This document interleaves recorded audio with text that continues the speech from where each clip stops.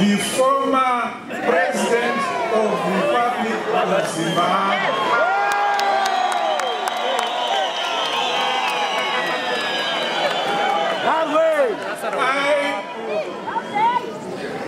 With great respect and humility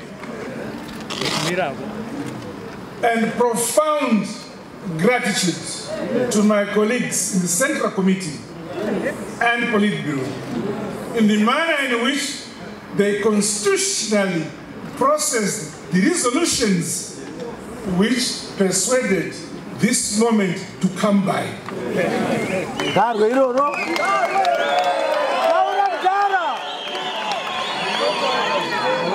Currently, also, before I conclude, because time is gone, I'm going to make my formal speech